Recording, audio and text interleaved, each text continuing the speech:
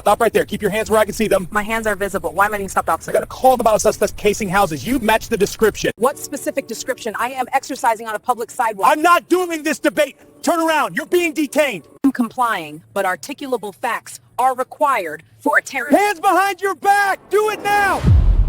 The camera was already recording, not just sound, not just movement, but the sequence of decisions that would later be replayed frame by frame. At the moment the encounter began, the officer did not know that everything he was about to say and do would become evidence rather than narrative.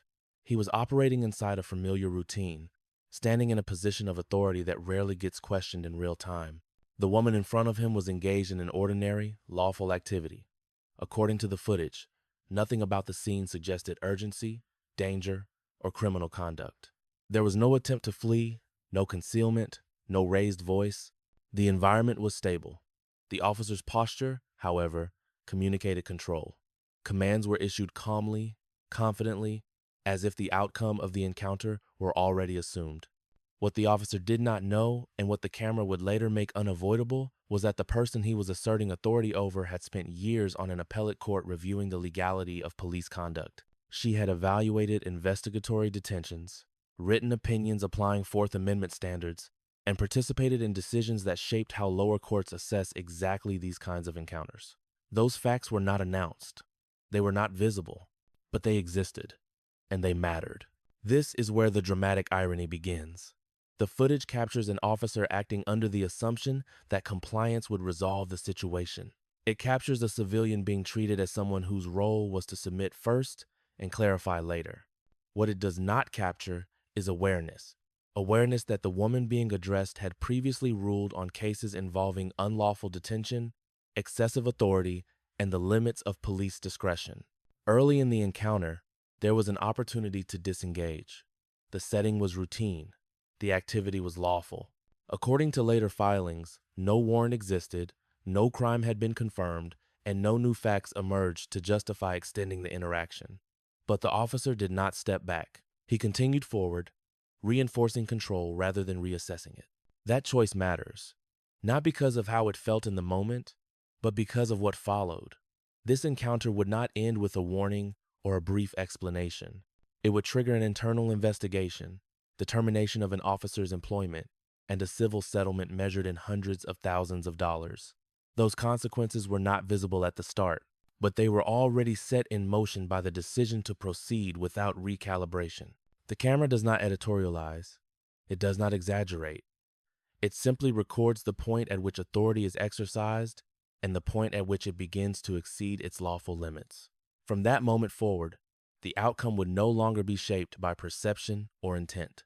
It would be shaped by what the footage showed when reviewed later, without urgency and without assumption. This was not a confrontation that escalated suddenly.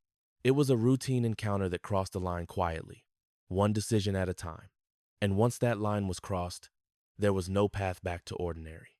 According to public records later reviewed during the investigation, the woman at the center of this encounter had built her career within the appellate system.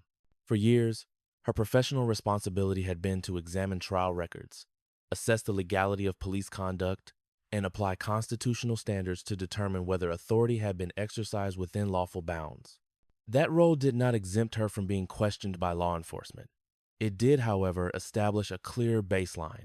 She understood precisely how lawful authority is defined and where its limits lie.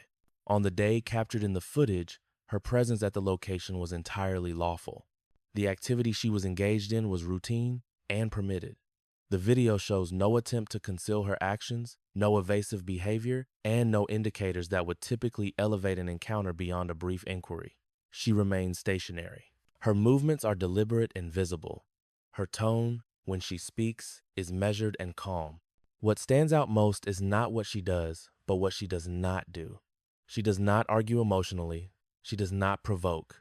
She does not refuse to comply with lawful instructions. Instead, she asks for clarification. She asks why she is being detained. She asks, what facts justify the officer's continued control? These questions are not confrontational. They mirror the same inquiries courts routinely ask when reviewing the legality of stops and detentions after the fact. From a constitutional perspective, these questions are significant. Fourth Amendment jurisprudence requires that a detention be supported by reasonable suspicion and that its scope and duration remain reasonably related to the circumstances that justified it. The footage shows no new facts emerging that would expand that scope. The woman's conduct remains consistent throughout the encounter. The environment remains stable. Nothing changes except the officer's level of control. Her professional background also explains her choice of words. She does not cite case names or legal jargon at length. She does not lecture. She simply asks for articulation. Courts have long held that asking an officer to explain the basis for detention is not obstruction. It is protected speech. The video shows her exercising that right without interfering physically or creating risk. Importantly, at this stage, the officer does not appear to know who she is professionally. She does not identify herself as a judge. She does not present credentials. The interaction unfolds exactly as it would for any civilian. That absence of recognition sharpens the legitimacy gap. On one side is an individual whose conduct is lawful and whose understanding of constitutional standards is extensive. On the other is an officer operating on an assumption that has not yet been supported by observable facts. As the encounter continues, that gap widens. The officer does not recalibrate in response to the lack of corroborating evidence. He does not articulate new grounds for detention. Instead, the interaction shifts toward compliance as an end in itself. From a legal standpoint, this is where problems begin to compound. Compliance does not create suspicion. Silence does not create suspicion. Assertion of rights does not create suspicion. Later filings would emphasize this point repeatedly. The woman's presence was lawful. Her actions were ordinary. Her questions were constitutionally protected. At no point, according to the record, did the officer identify a specific, articulable fact that would justify extending the detention. Each additional moment of control required justification. The footage does not show that justification being supplied. This is the essence of the legitimacy gap. Courts do not evaluate encounters based on intuition or discomfort. They evaluate them based on facts and standards. The woman's legitimacy was not abstract. It was grounded in what the camera shows: lawful presence, calm demeanor, and consistent behavior. The officer's authority, by contrast, required ongoing support. Without it, the legal foundation for continued control eroded with each passing second. The woman appears to recognize this immediately. Her questions are timed. She does not interrupt. She does not escalate. She waits for answers that do not come. That restraint would later matter when the encounter was reviewed by supervisors and attorneys who were not present at the scene and had no stake in preserving the officer's initial assumptions. This gap between what the law requires and what the encounter reflects is not dramatic in the moment. It does not announce itself. It accumulates quietly. Each unanswered question, each unarticulated reason adds weight to the record. By the time the encounter moves toward escalation, the foundation has already weakened. The significance of the woman's background is not that she expected special treatment. It is that she understood, in real time, how this interaction would look when replayed later. She knew that recordings do not care about tone or intent. They care about sequence and justification. That understanding shaped her conduct, but it did not protect her from what came next. The legitimacy gap was now fully formed. What remained was the officer's response to it. From the officer's perspective, the encounter unfolded inside a framework that had been reinforced through training and repetition. Patrol work emphasizes control of the scene, early assertion of authority, and minimizing uncertainty. These priorities are not unique to this department. They are standard across American policing. According to later internal summaries, officers are trained to establish command quickly and to maintain it until an encounter is resolved. Within that mindset, disengagement can feel counterintuitive, even when circumstances warrant it. Nothing in the footage suggests the officer began the interaction intending to violate policy. His movements are deliberate. His tone remains even. There is no visible panic or confusion. This matters because it frames what follows not as a reaction to chaos, but as a sequence of decisions made under stable conditions. The environment is controlled. Visibility is clear. There are no external pressures forcing rapid escalation. Departmental culture plays a role in how such decisions are made. Officers are often evaluated not only on outcomes, but on how decisively they act. According to materials later referenced in the review process, hesitation can be interpreted as uncertainty, and uncertainty can be perceived as a safety risk. Over time, this can create an implicit expectation that once authority is asserted, it should be carried through to a definitive conclusion. The officer's experience level, as later noted in official documents, placed him in the middle of his career. He was neither new nor nearing retirement. Officers at this stage tend to rely on routine. They have conducted hundreds of similar encounters that ended without scrutiny. That familiarity can reinforce confidence in judgment, even when the factual basis for that judgment begins to erode. Reassessment is a core legal requirement, but it competes with operational instincts. Training materials emphasize that reasonable suspicion must be continuously evaluated and that detentions must be shortened or ended when justification disappears. In practice, however, reassessment requires an officer to reverse course publicly. That can feel like a loss of control, particularly in front of a civilian who is calmly questioning authority. The footage captures this tension. As the woman asks for clarification, the officer does not respond by articulating new facts. Instead, his commands become more directive. This is a common pattern identified in internal affairs reviews. Questions from civilians are sometimes perceived as challenges, even when they are legally protected. That perception does not appear in policy language, but it influences behavior on the street. The department had policies governing prolonged detentions and the use of restraints. Those policies, later summarized in public filings, require officers to articulate specific reasons for escalation and to disengage when those reasons no longer exist. Supervisory review is designed to enforce these standards after the fact. In this case, no supervisor was present during the encounter. The officer's judgment was the sole filter between policy and practice. This autonomy is inherent to patrol work. Officers are expected to make legal determinations without immediate consultation. That independence is necessary, but it also creates risk. When an officer misjudges a situation, there may be no corrective mechanism until the encounter has already escalated.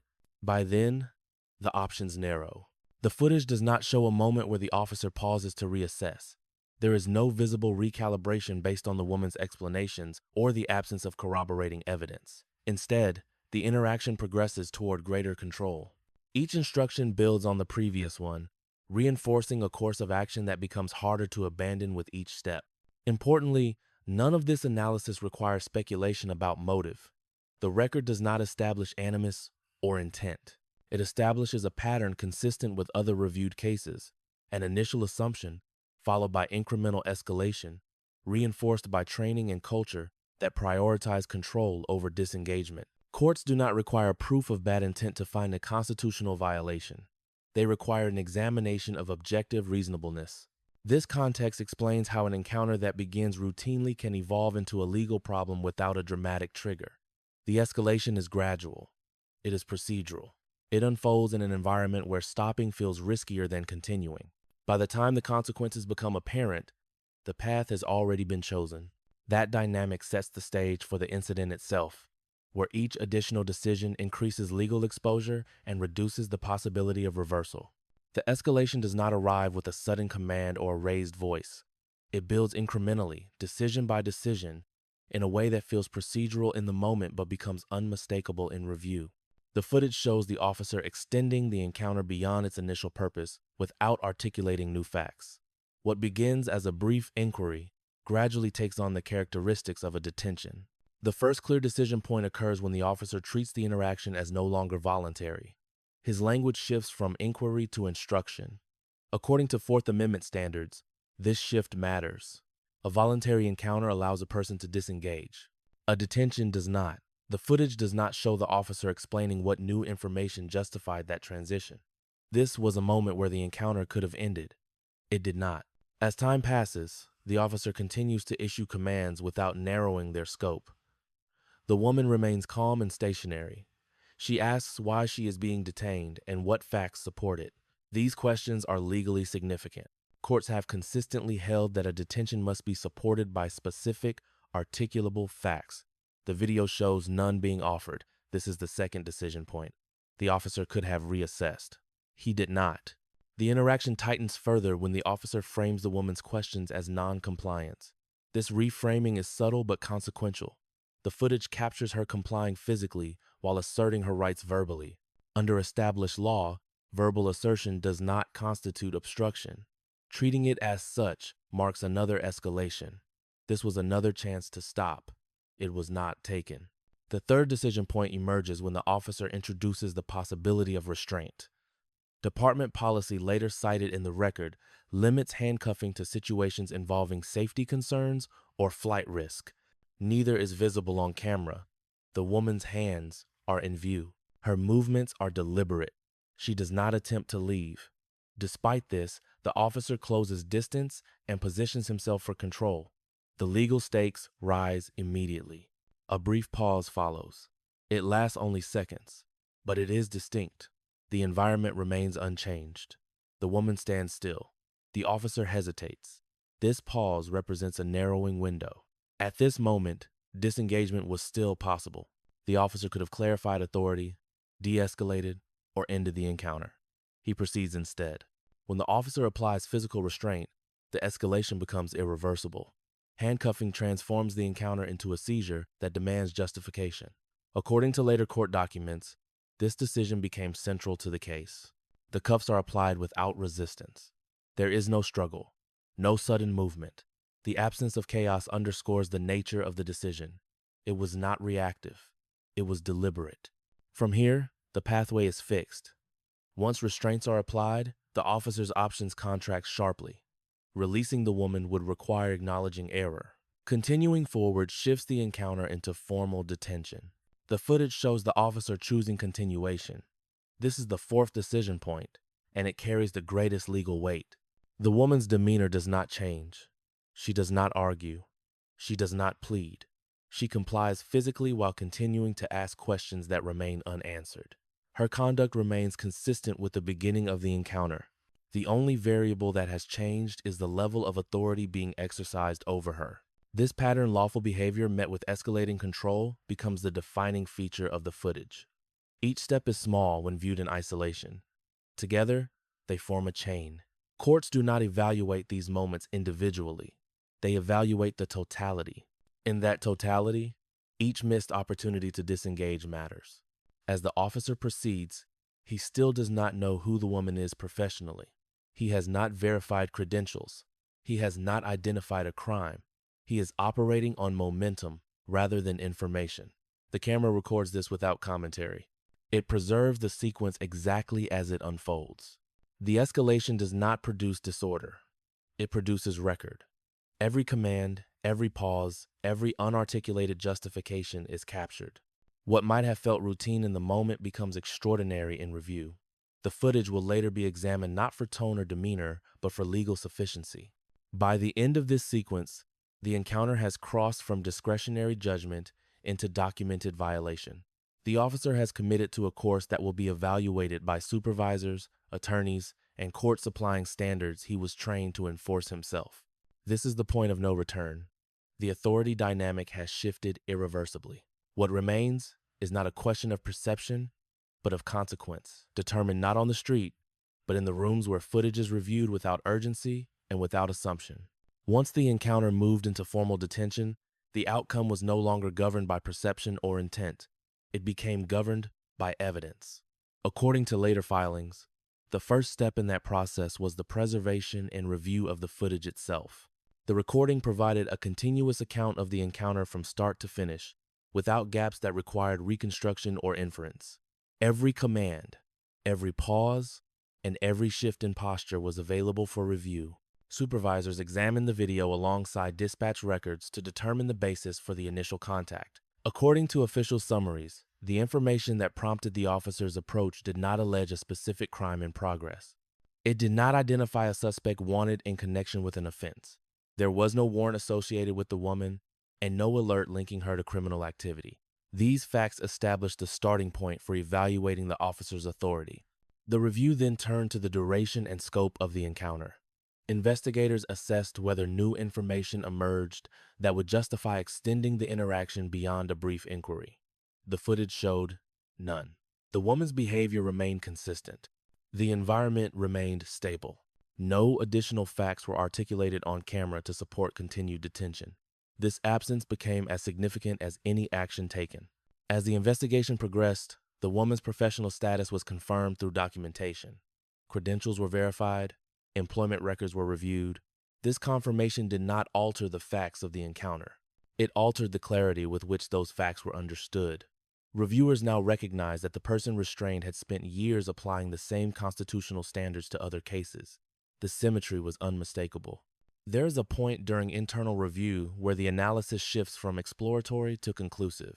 According to those familiar with the process, it occurs when the footage is viewed in silence, without commentary, and compared directly to policy language. The room grows quiet. No one offers alternative interpretations. The sequence speaks for itself. This is the midpoint collapse, not dramatic, but decisive. Internal Affairs initiated a formal inquiry. Investigators documented each stage of the encounter, linking specific actions to departmental policy and constitutional requirements. They noted the absence of articulated reasonable suspicion, the escalation without new facts, and the application of restraints without observable risk factors. Each finding was anchored to a timestamp. Subjective explanations were secondary to what the recording showed. The officer was interviewed and provided an account of his decision-making.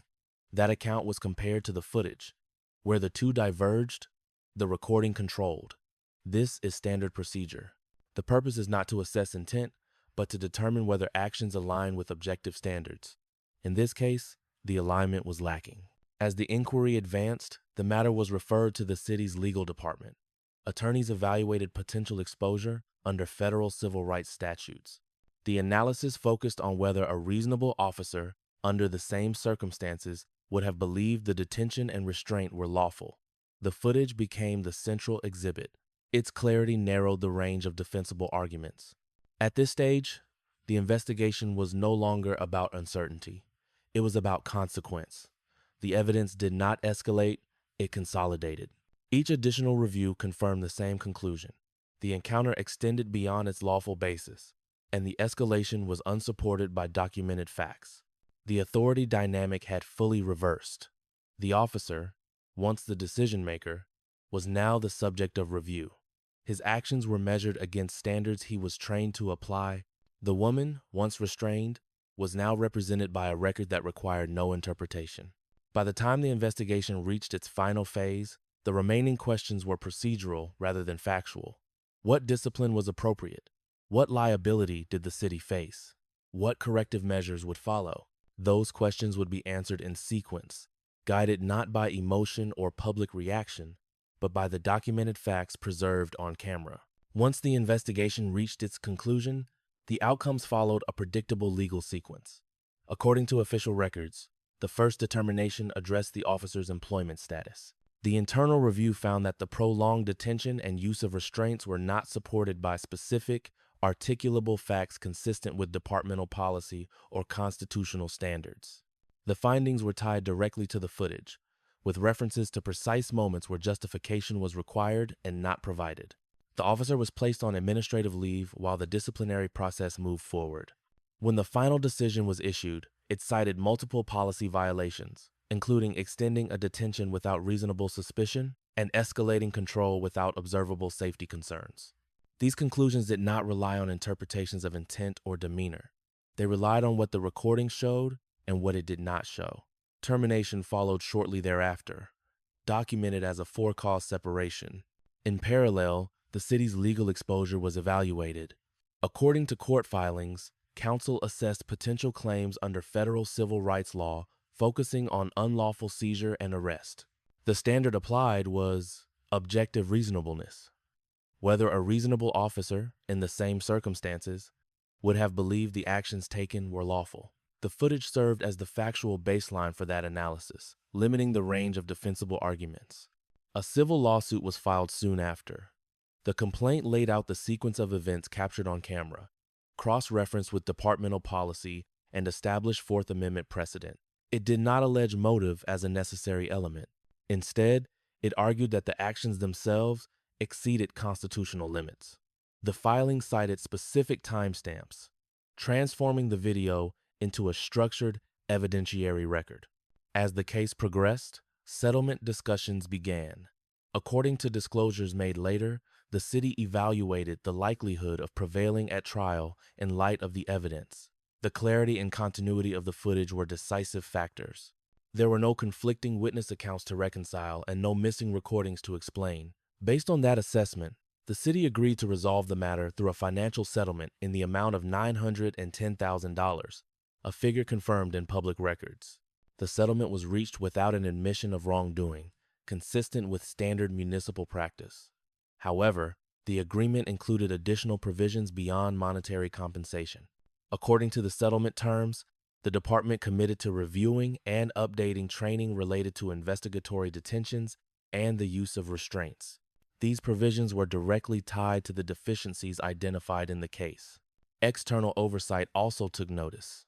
While no criminal charges were filed, federal authorities reviewed the incident to determine whether broader compliance issues warranted attention. According to public statements, the review focused on policy and training rather than individual culpability.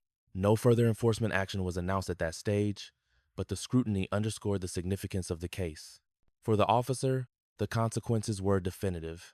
Termination for cause effectively ended his law enforcement career.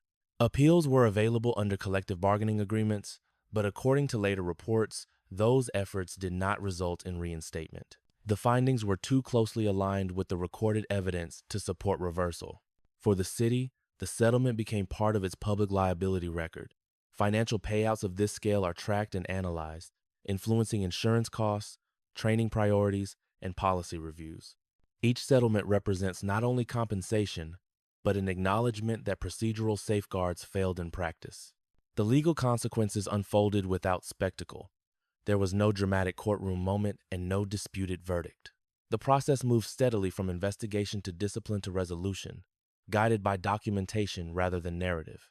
By the time the settlement was finalized, the outcome was no longer contested internally. The record had resolved it. What remained was the broader question of how the system would respond to the evidence it had been forced to confront. The consequences of this case did not end with a termination notice or a settlement check. Once the footage became part of the public and administrative record, the department was compelled to address the broader implications of what it revealed. According to post-incident summaries, the focus shifted from the actions of one officer to the systems that allowed the encounter to unfold without interruption. Training protocols were revised to emphasize a principle long established in constitutional law, but inconsistently applied in practice. Authority must be reassessed continuously. Officers were instructed that investigatory detentions are not static and that the absence of new, articulable facts requires disengagement rather than persistence. The use of restraints received particular scrutiny. Handcuffing was reframed as a measure requiring clear justification tied to safety or flight risk, not as a default response to perceived noncompliance. Supervisory review processes were also adjusted. Encounters involving extended detentions or restraints without documented justification were flagged for secondary evaluation. According to internal guidance later made public, the goal was early intervention, identifying patterns before they hardened into routine behavior. Data systems were recalibrated to track escalation trends, allowing supervisors to intervene based on behavior rather than outcomes alone. At the municipal level, the settlement prompted a reassessment of liability management. City officials acknowledged that cases resolved through clear video evidence represent failures with costs that extend beyond financial loss. Each incident diverts resources, erodes public confidence, and exposes gaps between policy and practice. In response, the city expanded audits of stop and detention data, focusing on consistency with constitutional standards rather than the number of enforcement actions taken. The footage itself assumed an educational role. According to reports, segments were incorporated into training sessions and legal discussions as a case study in how ordinary encounters can cross constitutional lines without overt misconduct. Its value was not in dramatics, but in precision. It demonstrated how a sequence of routine decisions, unexamined in the moment, can culminate in significant legal consequences when reviewed later. What makes this case enduring is not the professional status of the individual involved, but the inevitability of the outcome once the encounter was documented. The woman possessed legal knowledge, institutional access, and representation. Even with those advantages, the encounter escalated. The difference was not protection in real time, but accountability afterward. For individuals without those advantages, similar encounters often pass without review. There is no internal investigation, no settlement, no policy revision. In this case, the camera removed ambiguity. It preserved the facts exactly as they occurred, allowing the system to respond based on evidence rather than assumption. This is not a story about intent or character.